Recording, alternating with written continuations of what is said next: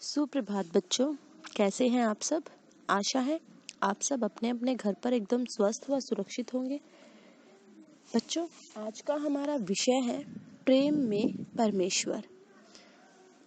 आज हम पाठ नंबर 10 सुनहरी धूप का पाठ नंबर 10 प्रेम में परमेश्वर पढ़ेंगे।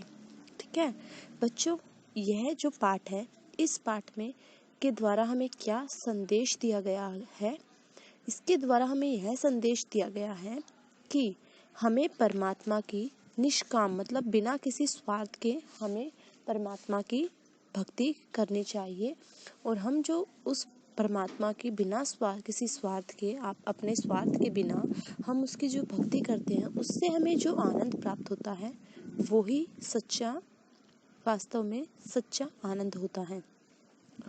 हमें जो है प्राणियों के प्रति सहानुभूति और उनके प्रति हमें दया का भाव रखना चाहिए। ठीक है, हमें एक दूसरे का मजाक नहीं उड़ाना चाहिए। हमें दूसरों के प्रति सहानुभूति और दया भाव रखना चाहिए।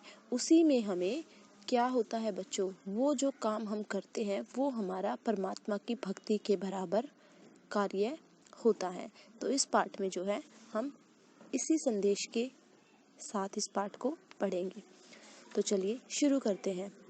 इस पाठ में यह दर्शाया गया है कि परमात्मा की निष्काम भक्ति में ही आनंद की प्राप्ति होती है और प्राणी मात्र के सच्ची प्रति सहानुभूति और दयापूर्ण व्यवहार से ही ईश्वर दर्शन जैसा सुख प्राप्त होता है। ठीक है, कि अगर हम दूसरे प्राणियों के प्रति सहानुभूति रखते हैं, उनके प्रति दया का भाव रखते हैं, तो हमें ईश्वर के दर्शन करने जैसा सुख प्राप्त हो जाता है। हमें ऐसा सुख मिल जाता है कि जैसे हमने ईश्वर को पा लिया हो, ईश्वर के दर्शन कर लिए हो। तो अरस्तु जी ने क्या कहा है, अच्छा व्यवहार सभी गुणों का सार है। अरस्तु जी ने कहा है कि अच्छा व्यवहार सभी गुणों का सार है। कि सभी गुण कहाँ से शुरू होते हैं, हमारे सभी गुण जो है अच्छे व्यवहार से संबंधित होते हैं। सभी हमारे अंदर जितने भी गुण होंगे वो गुण कब दिखते हैं बच्चों, जब हमारा व्यवहार अच्छा होता है। हमारे व्यवहार में जो दिखेंगे वही हमारे गुण होंगे। ठीक है, अच्छे गुण होंगे। किसी गांव में मूरत नाम का एक बनिया रहता था। सड़क पर उसकी छोटी सी दुकान थी। वहां रहते उसे बहुत समय हो चुका था, इसलिए वहां के सब निवासियों को वह भली भांति जानता था। यहाँ पर जो है बच्चों, एक गांव में एक मूरत नाम का एक बनिया रहता था। ठीक है, उसकी खुद की छोटी सी क्या थी, एक दुकान थी। और वहां पर रहते रहते उसे बहुत लंबा समय हो गया था, इसीलिए वहाँ के जो लोग हैं वो उसे अच्छे से जानते थे। होता है ना कि जहाँ हम रहते हैं तो वहाँ पर ज़्यादा लंबे टाइम तक जहाँ हम रहते हैं तो वहाँ के निवासी हमें जानने लग जाते हैं अच्छी तरह से। तो ऐसे ही उसको सभी जानते थे। वह बड़ा सदाचारी सदाचारी मतलब होता है बच्चों अच्छा व्यवहार करने वाला। ठीक है, अच्छा व्यवहार करने वाला। सत्यवक्ता मतलब जो सच बोलता हो हमेशा। व्यावहारिक और सुशील था। व्यावहारिक मतलब व्यवहार संबंधी। ठीक है, और सुशील मतलब विनम्र दयालु था। जो बात कहता उसे जरूर पूरा करता था। मतलब वो बनिया ऐसा था, उसका व्यवहार बहुत ही अच्छा था। वो हमेशा सच बोलता था और उसका व्यवहार बहुत ही विनम्र था। वो जिस बात को बोल देता था वो उसे पूरा करता था। कभी धेले भर भी काम कम न तोलता और न ही घी तेल मिलाकर बेचता। ठीक है, उसकी जो दुकान थी वो क्या क्या करता था, कभी भी ना तो कम देता था किसी को और ना ही किसी में चीज में मिलावट करके बेचता था। चीज अच्छी ना होती तो ग्राहक से साफ साफ कह देता, धोखा ना देता था। अगर उसकी चीज अच्छी नहीं होती थी तो वो सामने वाले ग्राहक को साफ साफ ये बता देता था कि मेरी चीज अच्छी नहीं है। किसी को भी वो धोखा देने में विश्वास नहीं रखता था। ठीक है, ये उसका व्यवहार था कि वो किसी को धोखा नहीं देना चाहता था। बढ़ती उम्र के साथ में वह भगवत भजन का प्रेमी हो गया था। बढ़ती उम्र, जैसे जैसे उसकी उम्र बढ़ने लगी तो वो भगवत भजन मतलब भगवान का भजन, ठीक है, भगवत भजन यानी भगवान के भजन का प्रेमी हो गया था। उसके और बालक तो पहले ही मर चुके थे। अंत में 3 साल का बालक छोड़कर उसकी स्त्री भी परलोक सिधार गई। उसके जो है सारे बच्चे मर चुके थे, बस एक बच्चा बचा था 3 साल का, और उस 3 साल के बच्चे को छोड़कर उसकी जो पत्नी है वो भी मर गई थी।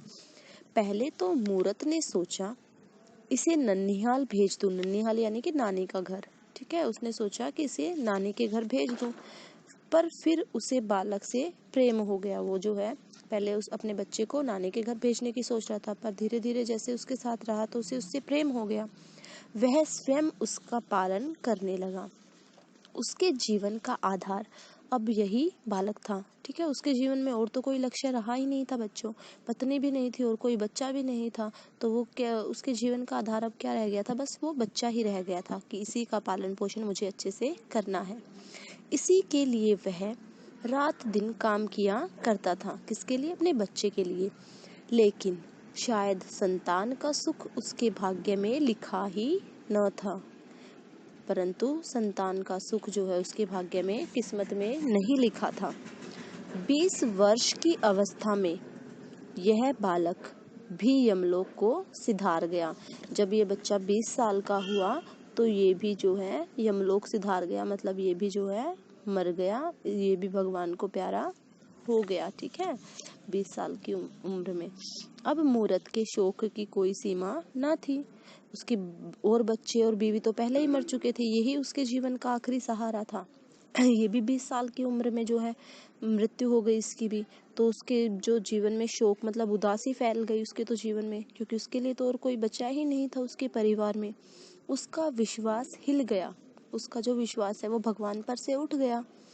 सदैव परमात्मा की निंदा कर वह कहा करता था कि परमेश्वर बड़ा निर्दयी और अन्यायी है। मतलब वो भगवान की इतनी पूजा करता था, उसको लगा कि मैंने भगवान की इतनी पूजा की, मैंने सब लोगों के साथ इतना अच्छा व्यवहार किया, कभी किसी का दिल नहीं दुखाया, कभी किसी को झूठ नहीं बोला, फिर भी भगवान ने उसके साथ अच्छा नहीं किया। तो वो क्या करने लगा, भगवान का भजन छोड़कर वो भगवान की क्या करने लगा, उसकी निंदा करने लगा, उसकी आलोचना करने लगा कि परमेश्वर बड़ा निर्दयी और न्यायी है, कि भगवान जो है वो तो बड़ा ही निर्दयी, निर्दयी मतलब जो दया ना करता हो, कि भगवान तो निर्दयी और अन्यायी, अन्यायी मतलब जो अन्याय करता हो, क्योंकि उसके साथ तो अन्याय हुआ था, उसके परिवार के सभी सदस्यों की मृत्यु हो गई थी। तो भगवान की क्या करने लगा निंदा करने लगा। मारना बूढ़े को चाहिए था, मार डाला युवक को। मारना बूढ़े को चाहिए था, मतलब उसने क्या कहा कि बूढ़े व्यक्तियों को मरना चाहिए था, मुझे उठा लेता अगर उठाना ही था तो, बच्चे को क्यों मार डाल, क्यों छीन लिया भगवान ने। यहाँ तक कि उसने मंदिर जाना भी छोड़ दिया। एक दिन उसका पुराना मित्र जो 8 वर्ष से तीर्थ यात्रा पर गया हुआ था उससे मिलने आया। एक दिन जो उसका मित्र आता है जो 8 वर्ष से तीर्थ की यात्रा पर गया हुआ था। मूरत बोला, मित्र देखो सर्वनाश हो गया। सर्वनाश मतलब सब कुछ खत्म हो गया, सब कुछ नष्ट हो गया। अपने मित्र को बताता है अब मेरा जीवन क्या है, व्यर्थ है। व्यर्थ मतलब बेकार है, अब मेरे जीवन का कोई अर्थ नहीं रहा है। मैं नित्य परमात्मा से यही विनती करता हूँ कि वह मुझे जल्दी इस संसार से उठा ले। मैं अब किस आशा पर जीऊँ, मैं अब किस आशा पर जीऊँ। वो भगवान से क्या विनती करता था कि भगवान जल्दी से मुझे इस संसार से उठा ले, मेरा अब इस संसार में कोई नहीं है, मैं अब किसके सहारे जीऊँ, किसके लिए जीऊँ मैं। मित्र मूरत, ऐसा मत कहो, परमेश्वर की इच्छा को हम नहीं जान सकते, वह जो करता है ठीक करता है। वो बोलता है उसका मित्र कि भगवान जो करता है वो ठीक करता है। पुत्र का मर जाना और तुम्हारा जीते रहना विधाता के वश में है और कोई इसमें क्या कर सकता है। तुम्हारे शोक का मूल कारण यह है कि तुम अपने सुख में सुख मानते हो, पराये सुख से सुखी नहीं होते। वो जो उसका दोस्त होता है वो कहता है कि भगवान जो करता है वो कुछ सोच समझ के ही करता है, जो करता है वो अच्छा करता है। तो तुम्हारे पुत्र का जो मर जाना है वो, और तुम्हारे जीते रहने का कोई ना कोई जो है उसके पीछे कारण अवश्य है। इसके पीछे भगवान का कोई हाथ नहीं है, उसका कोई वश नहीं है इस चीज में। तो तुम जो है, तुम्हारा क्या है कि तुम अपने ही दुख से दुखी हो, दूसरे के सुख से भी तुम्हें क्या होना चाहिए, सुखी होना चाहिए तुम्हें। ठीक है, तुम अपना सुख मत सोचो, तुम दूसरे का सुख भी देखो। मूर्त बोलता है फिर, तो मैं क्या करूं मित्र, परमात्मा की निष्काम भक्ति करने से अंतःकरण शुद्ध होता है। वो उसका मित्र उसको बोलता है कि परमात्मा की निष्काम भक्ति, निष्काम मतलब कामना रहित, बिना किसी इच्छा रहित जो पूजा करते हैं हम, निष्काम मतलब बिना किसी अपने स्वार्थ के, अंतःकरण मतलब अंतर्मन से, अपने अंतरात्मा से। तो उसका अंतर्मन क्या होता है, शुद्ध यानी पवित्र होता है। जब सब काम परमेश्वर को अर्पण करके जीवन व्यतीत करोगे तो तुम्हें परमानंद प्राप्त होगा। उसका दोस्त कहता है कि तुम बिना किसी अपनी इच्छा के, अपने अंदर के, अपने अंतःकरण को, अपने अंतर्मन को शुद्ध करने के, पवित्र करने के लिए भगवान की पूजा करो, तभी तुम्हें क्या होगा, सबसे बड़ा सुख प्राप्त होगा। मूर्त, चित्त स्थिर करने का कोई उपाय तो बतलाओ कि मन को कैसे स्थिर करूं मैं, उसके लिए कोई उपाय तो बतलाओ।